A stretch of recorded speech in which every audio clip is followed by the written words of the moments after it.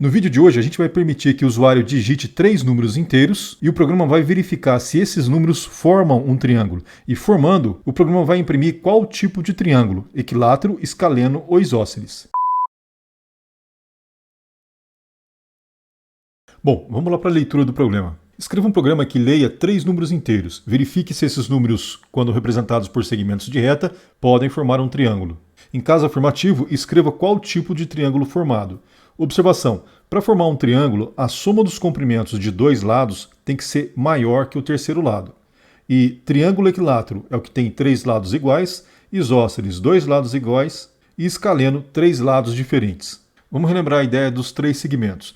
Esses segmentos aqui, amarelo, verde e vermelho, com esses comprimentos, eu não consigo formar aqui um triângulo. A gente tem aqui então que a soma do verde com o vermelho não é maior que o amarelo. Então a gente tem que fazer essa checagem antes de verificar qual o tipo de triângulo. Porque nesse caso aqui, o vermelho, o verde e o amarelo, por serem diferentes, seria enquadrado como um triângulo escaleno. Então, vamos rever aqui, olha. Temos aqui equilátero, 3 lados iguais, isósceles, 2 lados iguais e escaleno, 3 lados diferentes. Retornando ao código, eu já declarei aqui 3 valores para A, para B e para C. Eu criei aqui também uma função chamada verifica triângulo, onde eu envio esses 3 números para fazer a checagem. E essa função vai retornar para mim aqui uma string de caracteres. Ou seja, ela vai retornar para mim equilátero, isósceles, escaleno, ou a mensagem não forma triângulo. Lembra que eu estou usando aqui porcentagem %S, que é para imprimir uma sequência de caracteres. E vamos ver como a função se comporta. A minha primeira checagem que eu faço aqui nesse condicional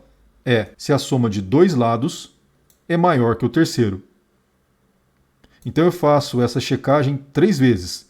Se o A mais o C é maior que o B e se o B mais o C é maior que o A. Então eu tenho que responder sim para essas 3 condições. Dessa forma, eu garanto a formação de um triângulo. Em seguida, se esse if para mim retorna verdadeiro, eu entro aqui numa estrutura de if alinhado e nessa minha primeira verificação, eu checo 2 condições. Se o A é igual ao B e se o B é igual ao C. Se essas 2 condições forem verdadeiras, então significa também que o A é igual ao C.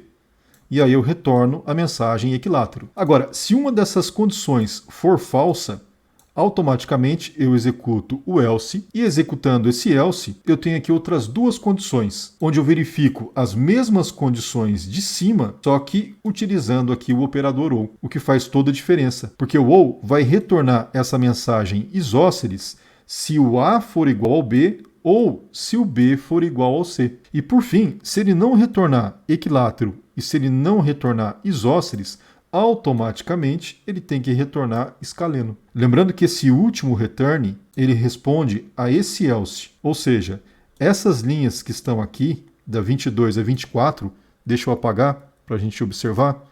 Olha só como fica o nosso código sem essas linhas internas. Eu analiso se eu formo o triângulo. Se eu formo o triângulo, eu entro e analiso qual tipo de triângulo formado.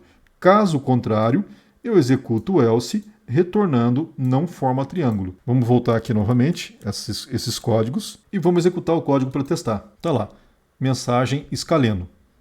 Se eu alterar aqui, por exemplo, para 3, isósceles, e se eu alterar aqui também para 3, equilátero.